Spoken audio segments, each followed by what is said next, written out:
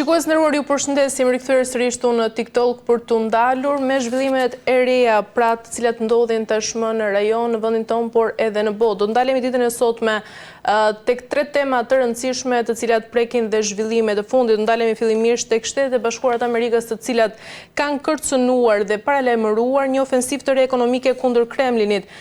Vetë sekretari i thesarit deklaroi se Washingtoni në koordinim me Bashkimin Evropian është gati të vendosë sanksione të reja, por edhe drastike dhe tarifa dytësore ndaj vendeve të treta që vijojnë të blejnë kështu pra edhe naftën nga Rusia. Sipas tij, ky mekanizëm do ta çonte ekonominë ruse drejt kolapsit të plotë dhe do ta detyronte Vladimir Putinin të pranojë të ulet në tryezën e negociatave. Ndërkaq do ndalemi edhe në debatin ndërkombëtar ku vetë kryeministri hungarez Viktor Orban dha një deklaratë tronditse mbi të ardhmen e Ukrainës pas përfundimit të luftës. Sipas tij, shteti i sulmuar nga Rusia nuk do të mbetet i paprekur, por do të ndahet në 3 zona, një territor në kontroll rus, një zonë të demilitarizuar që do të shërbejë si tampon dhe një pjesë tjetër pra perëndimore. Ndërkaq do ndalemi edhe tek presidenti i Shtetit Bashkuar të Amerikës Donald Trump, i cili ka lënë të kuptohet se ndërkaq një marrëveshje e mundshme për rripin e Gazës është në horizont, e cila do të përfshijë ndërkaq delirimin e të gjitha pengjeve të mbajtura nga Hamasi. Sa i përket zhvillimeve politike në vendin tonë, do ndalemi tek burimet e besueshme të cilat i kanë cilësuar zhvillimet e fundit në lidhje me dosjen me Gonigal si një nga momentet më të rënda dhe delikate në marrëdhëniet mes Shqipërisë dhe Shtetit Bashkuar të Amerikës. Por do ndalemi në fund edhe tek 11 shtatori se çfarë do të vendos Asambleja e Partisë Socialiste sa i përket deformimit të qeverisë së re. Do ndalemi edhe tek disa detaje të fundit, të cilat kanë të bëjnë me atentatin e dieshëm i cili ka ndodhur në Shkodër. Do ndjekim një insert dhe më pas do të kalojmë tek i ftuari i radhës për këtë temë. SBA kanë paralajmëruar një ofensivë të re ekonomike kundër Kremlinit. Sekretari i thesarit Scott Bessent deklaroi se Washingtoni në koordinim me Bashkimin Evropian është gati të vendosë sanksione të reja drastike dhe tarifa dytësore ndaj vendeve të treta që vijnë të blejnë naftë nga Rusia. Sipas tij, ky mekanizëm do ta çonte ekonominë ruse drejt një kolapsi të plotë dhe do ta detyronte Vladimir Putin të pranojë të ulet në tryezën e negociatave. Megjithatë, pavarësisht tonit të ashpër, vëzhguesit kujtojnë se paralajmërimet të ngjashme janë bërë dhe më parë nga administrata e Trumpit. Për muaj të tërë, presidenti amerikan ka kërcënuar Moskën me sanksionet e reja nëse nuk dalet lufta në Ukrainë, por afatet 2 javore kanë vazhduar vazhdimisht dhe deri më sot nuk është zbatuar asnjë masë e ndëshkuese kundër Rusisë gjatë gjithë muajve të presidencës së tij.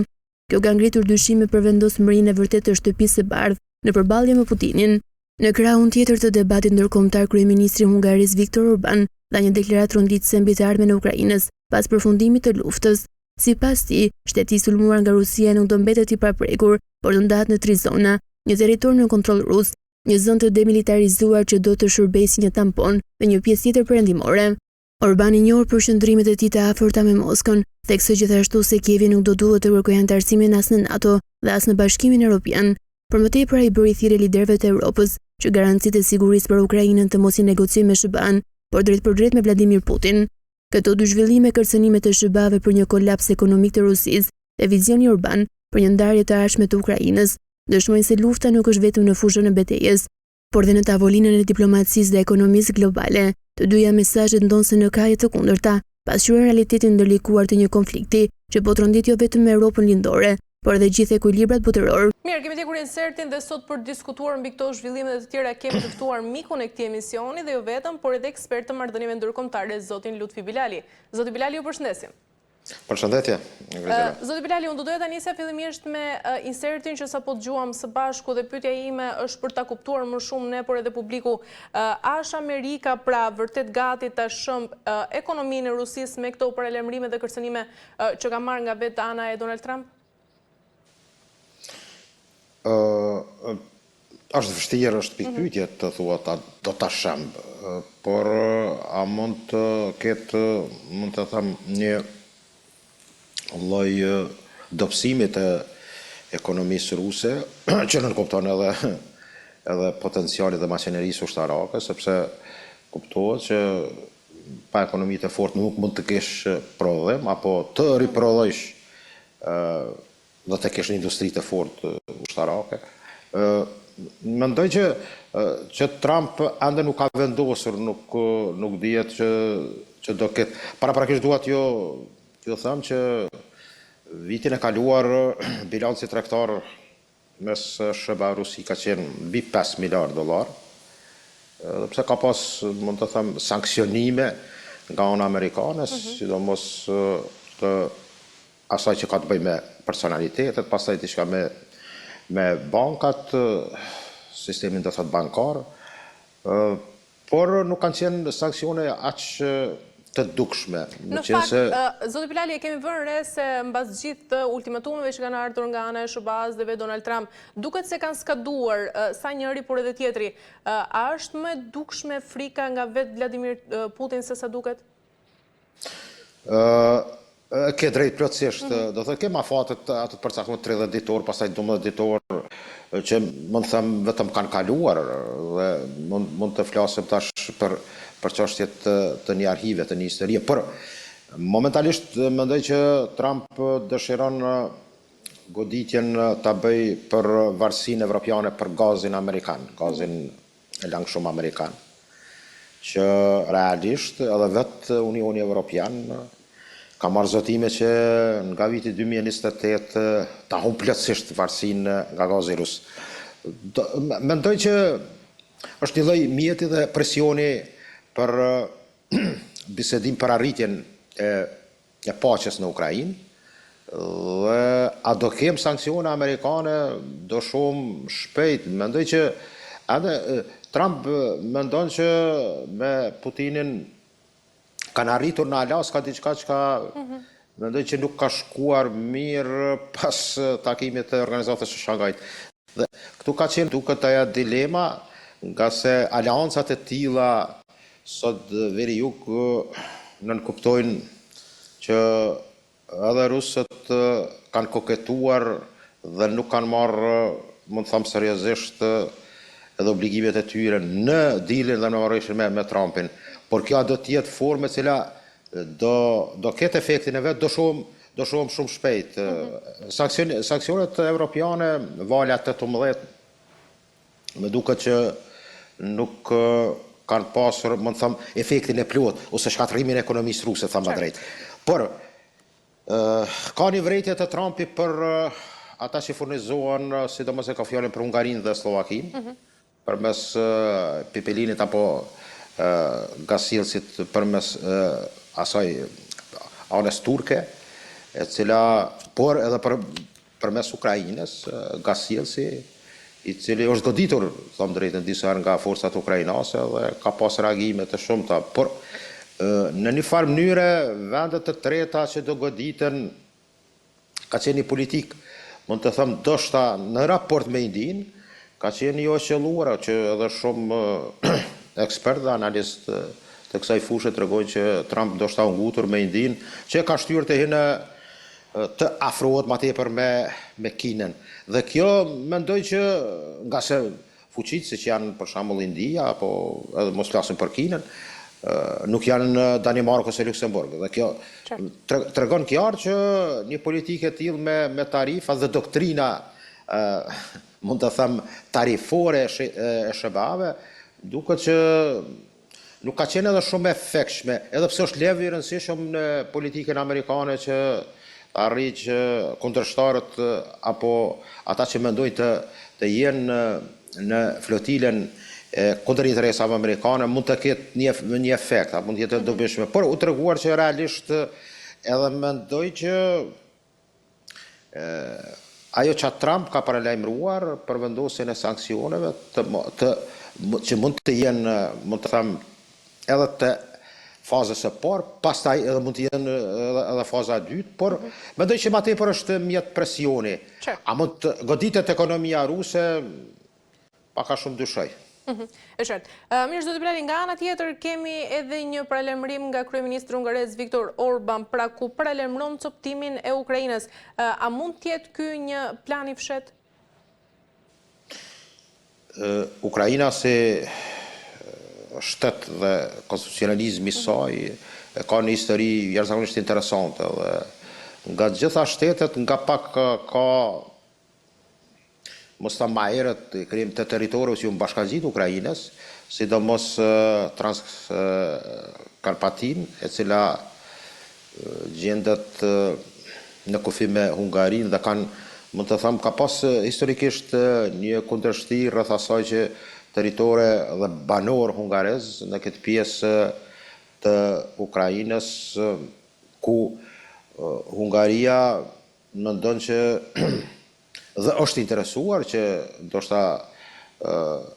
të jetë ajo mund të them e kënaqura në një farë mënyre pas rusëve për të grabitur diçka në këtë drejtim, së bashku me polakët. Në drejtën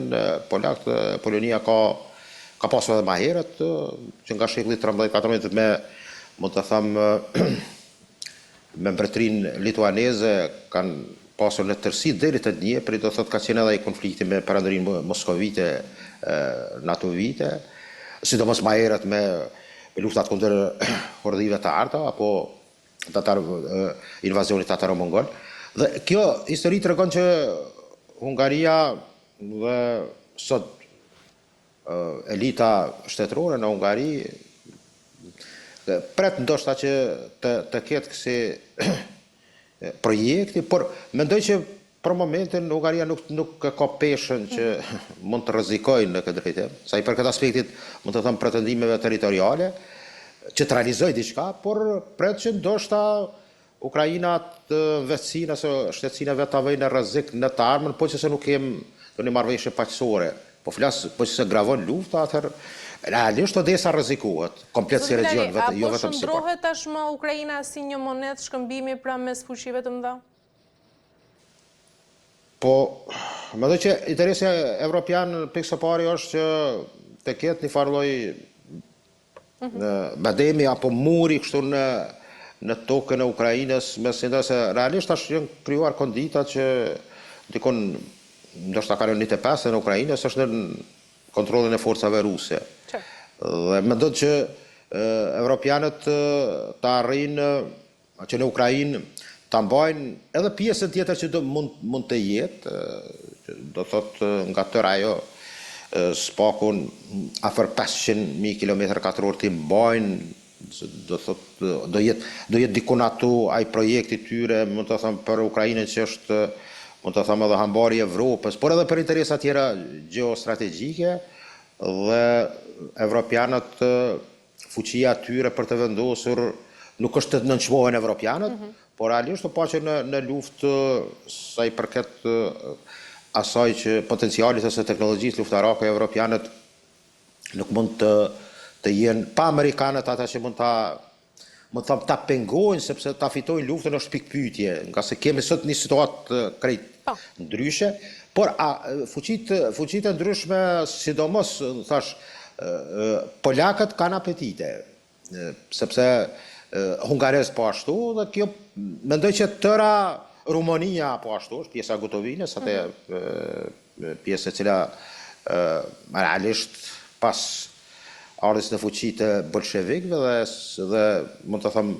asaj sidomos pas luftës së dytë botërore, këto pjesë kanë marrë kajen asaj që është bërë, janë hyrë pjesë e territorit të Ukrainës asaj kohe. Dhe mendoj që gjitha këto fuqi kanë interese që në një farë mënyre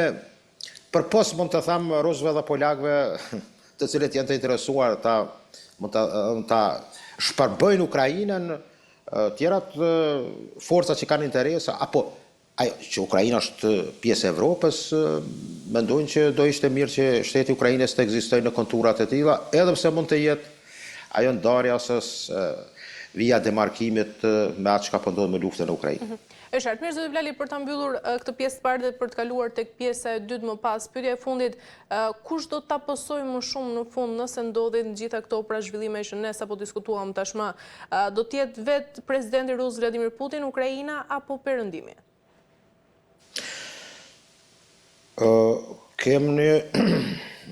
Mund të them, lufta do me sjellë secili sa do qoftë ajo një superfuqi apo potenciali ushtarak. Por mendoj që të jem shumë konciz në aspektin aty në resurseve, asaj pjese ku në Ukrainë, sidomos zemra Donbasi që përmban Donetskun dhe Luhanskin, do ishte një fitore, mund të them, strategjike dhe gjeoekonomike, për shkak të burimeve dhe resurseve, po në aspektin, mund të them, të pozicionimit geopolitik apo strategjik shumë me interes për Rusinë. Kush do humb luftën, mendoj që konditat janë të qarta.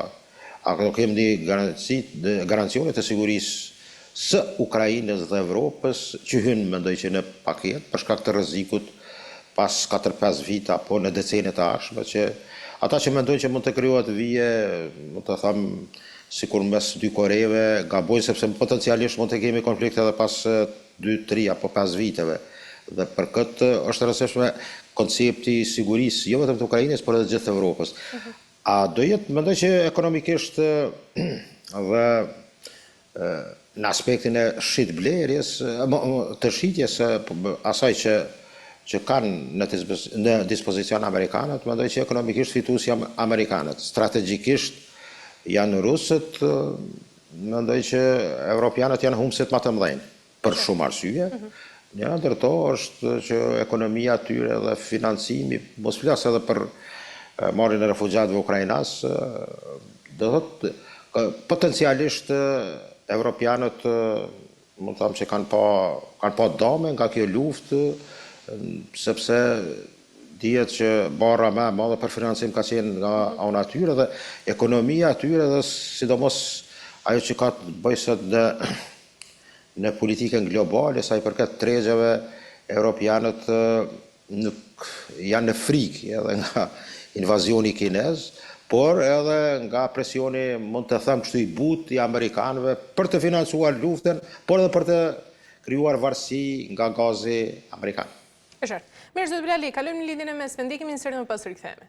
Presidenti i Shtetit të Bashkuar të Amerikës Donald Trump ka lënë të kuptohet se një marrëveshje e mundshme për rripin e Gazës është në horizont, e cila do të përfshijë lirimin e të gjitha pengjeve të mbajtura nga Hamasi. Duke u drejtuar gazetarëve pas një udhëtimi në New York, Trump tha se janë duke u bërë përpjekje intensive për arritjen e një zgjedhje të favorshme. Po punojmë për një marrëveshje që mund të sjellë përparim të madh. Shumë shpejt do të dëgjoni më shumë, deklaroi ai duke theksuar se synimi kryesor është kthimi i të gjithë pengjeve. Sipas tij, disa prej tyre mund të mos jenë më gjallë, por kthimi i trupave mbetet po ashtu pjesë e marrëveshjes. Përmes një postimi në platformën Truth Social, Trump bëri një paralajmërim të ashpër ndaj Hamasit. Ky është paralajmërimi i fundit, nuk do të ketë tjetër. Izraeli ka pranuar kushtet e mia, tani është rreth Hamasit. Nga ana tjetër, Hamas njoftoi se ka pranuar disa ide të propozuara nga SBA përmes ndërmjetësve dhe se është i hapur për negociata, që do të çonin në një armë pushim me kusht që lufta të përfundojë plotësisht dhe forcat izraelite të tërhiqen nga territori palestinez. Izraeli thuhet se po e shqyrton seriozisht të propozim, megjithëse ende nuk janë dhënë detajet të mëtejshme. Ndërkaq, në një mendim të rëndësishëm dhe të rrallë kundër qeverisë izraelite gjatë konfliktit të zgjatur në Gaza, Gjykata Supreme e Izraelit ka urdhëruar autoritetet që të përmirësojnë furnizimin me ushqim për të burgosurit palestinez, duke deklaruar se qeveria ka dështuar të sigurojë një nivel minimal ekzistence për ta. Vendimi i shpallur të dielën nga një panel për 3 gjyqtarësh u mor në përgjigje të një peticioni të paraqitur nga Shoqata për të drejtat civile në Izrael dhe organizatat izraelite për të drejtat e njeriut Gisha. Mirë, zot Bilali, si e shihni këtë paralajmërim të vetë presidentit të SBA-s Donald Trump për Hamasin? A është ky vërtet një hap drejt paqes apo kemi të bëjmë më pas me një luftë më të madhe? Po ndërprerjen e luftës dhe asaj katrahore që po ndodh dhe çfarosës së një populli do ishte, nuk ka pas të keqe, kam drejtë, sa do që mund të jetë pa drejtë dhe brisht, por edhe pozicionimi i Hamasit dhe asaj populate në Gaza nuk mund të pritet më tepër që të nxirret në këtë rast nga ndonjë dokument që mund të jetë pak a shumë më pozitiv për gazianët. Por mendoj që Trumpi është mirë që ai është i vetmi lider dhe vetmja fuqi amerikanët që mund të krijojnë një armë pushim, meqense kushtet me të cilat Trumpi kuptohet edhe vetë qeveria izraelite në këtë rast do të jenë transmetimi atyre çka ata me siguri s'kan vit kohë, por edhe ndërmjetësuesit ka Katari dhe Egjipti, që do të kanë qenë panachmë, mund të them me muaj të tërë, që edhe sot do thotë vazhdon ky koordinim dhe ardhen në përfundim të një armë pushimi të përcaktuar nga që do ketë rolin ky që mendoj që është SBA. Por Ajo që shifet është që Trumpi kërkon lirimin e gjithë pengjeve. Konsiderohet dikun në llogaritë që janë 48 pengj, 28 nga ata të vrarë dhe 20 ende gjallë. Dhe komplet kërkohet që për ndaljen e operacioneve izraelite të dorëzohen komplet pengjet qoftë trupat e tyre apo ata 20 që janë gjallë. Dhe kjo mendoj që në projektin e tillë apo në dokumentin final kuptohet që Hamasi kërkon që forcat izraelite të tërhiqen nga rripi i Gazës plotësisht. Dhe ande nuk dim detajet rreth asaj ku do mbeten, a do kenë kontrollin edhe në pjesën në Rafa që lidh Egjiptin me pjesën e Gazës, apo do jenë edhe brenda qytetit të Gazës, apo në veriun e Gazës. Dhe kjo do jetë ajo problematika që edhe hezitimi i Hamasit ka qenë këtu. Dhe si do të precizohet dhe si do kemi pastaj në detaje atë që do arrijet, do shifet me interes pa hyrë në ato veçoritë asaj se çka mund të sjell dokumenti, letra është më rëndësi shpirti njerëzve. Dhe mendoj që do ishte jashtëzakonisht, mund të them, diçka humane dhe njerëzore që ndalet ajo që po ndodh në Gaza dhe do të ishte mirëseardhës sidomos për popullatën dhe pjesën civile e cila më të vërtetë ka psuar vujtje që më them rrallë historia, më të them me ndoshta 200-300 viteve të fundit nuk mund të mban mend këso represalje apo mund të them goditje të dashfarosit të një populli. Dhe tëra kjo do ishte hapi parë për mirë po të kemi një situatë edhe ma ndryshe që do thotë ajo që ka ndodhur në Tel Aviv, në Jerusalim, në verimin e Jerusalemit, ajo akti do thotë i shëmtuar, tregon që diku i konvenon që të hymë në fazën e Cisjordanisë apo Jordanit Perëndimor, për droj që po planifikohet një Gazë e re në këtë pjesë. Dhe e tëra kjo do thotë mund të kem një pauzim, një pushim dhe mund të kem një rifillim të asaj që është ndoshta edhe plan i forcave të errta që kërkojnë një, mund të them, një finale me çështjen palestineze dhe humbjen e konceptit dy shteteve brenda emrit të njohur Palestinë. Qartë, zoti Bilali, se i përket edhe Izraelit i cili ka pranuar edhe kushtet e Shtetit Bashkuar të Amerikës, a e shem më shumë si një marrëveshje të barabartë apo është më tepër një presion amerikan? Ja, marrëveshje nuk e besoj që mund të jetë e balancuar. Mund të ketë, mund të them, do një pikë nga se pa arritjen e asaj, pa përqefin izraelitëve dhe pa qenë e favorshme për ta, Bamiral nuk mund të kem ajta që i kështu një pushim për të ardhmen që mund të funksionojë. Rëndësishme është që është vetmja forcë do thotë sot që mund ta stopoj Izraelin në lindjet për arritjen e një pushimi janë amerikanë dhe kjo tregon që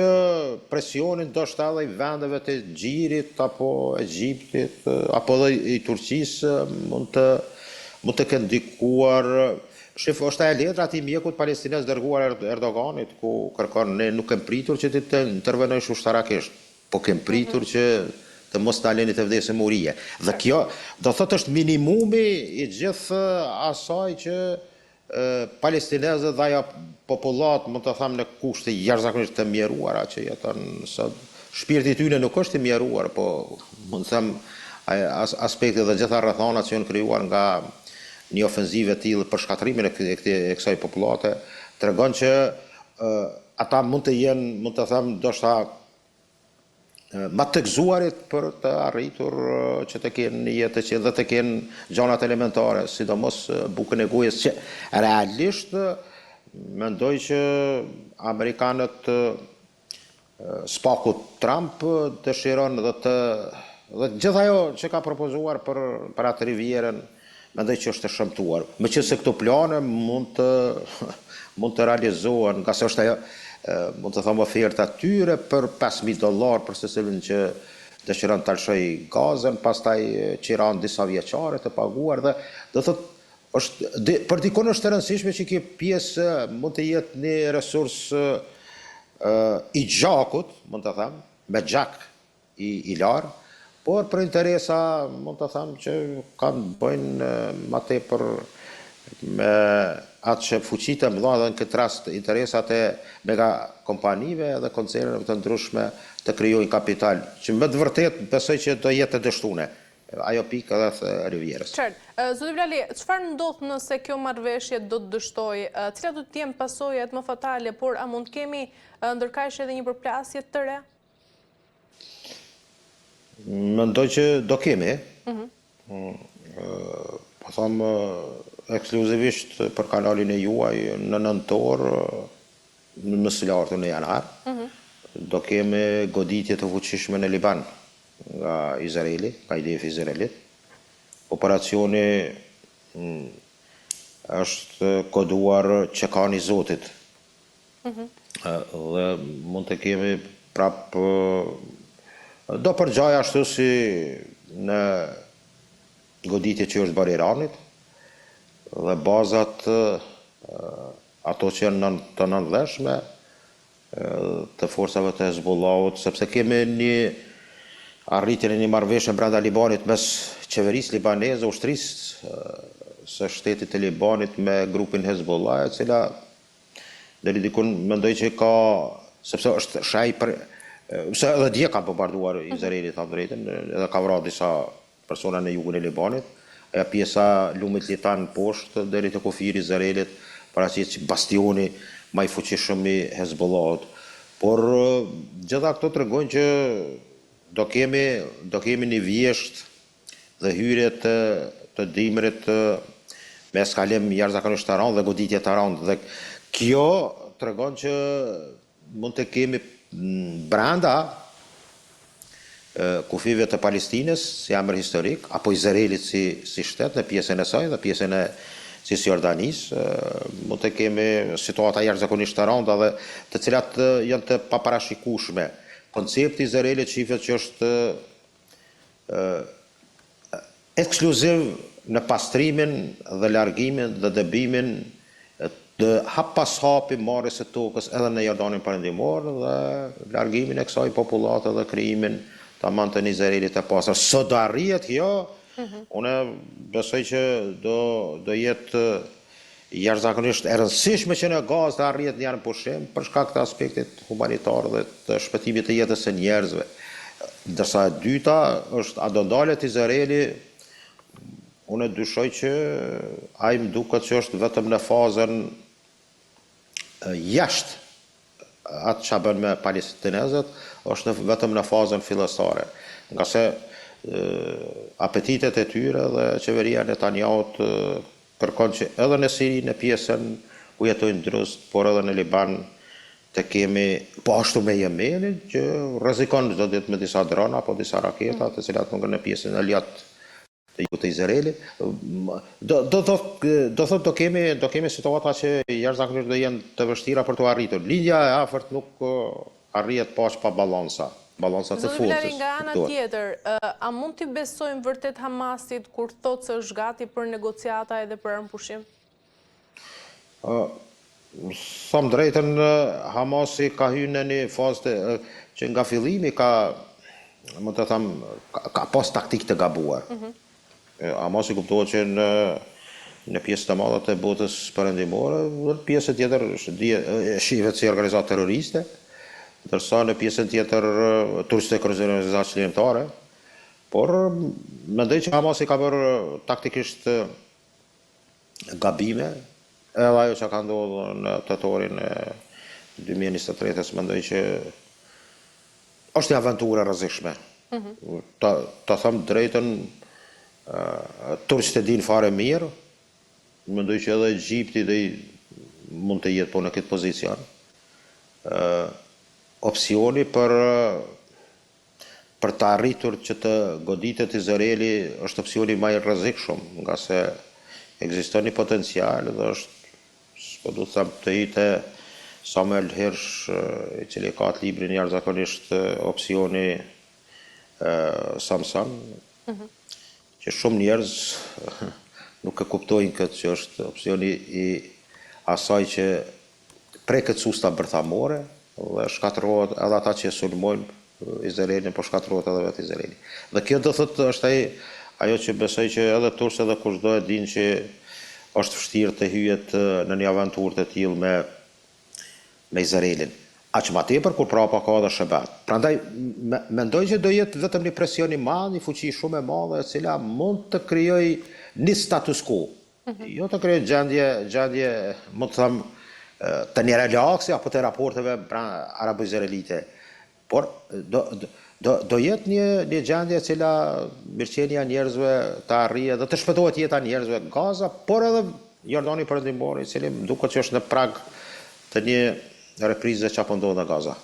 E qartë. Mirë, zoti Bilali, për ta mbyllur me pyetjen e fundit, a është vërtet ky momenti më kritik pra në lindjen e mesme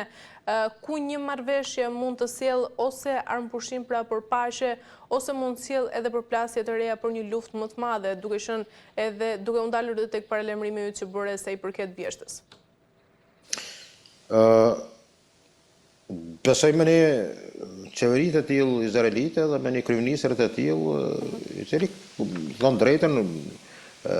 opinioni brenda Izraelit ka demonstratorë këto reagime të fuqishme, demonstrime të mëdha, pastaj ka një opozit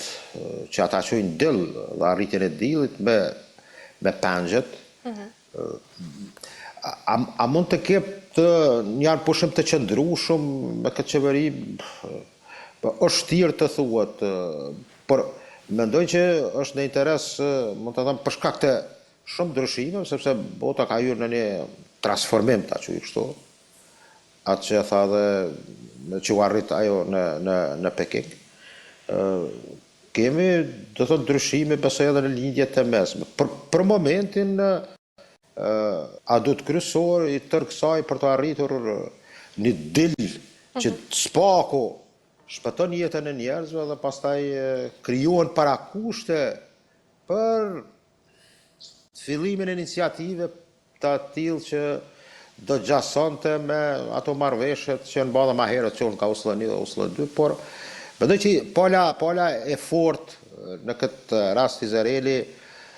nuk është interesuar shumë për arritjen e konceptit për 2 shtete, por do kemi, mendoj, një situatë të re kur nga gjithë ndryshimet në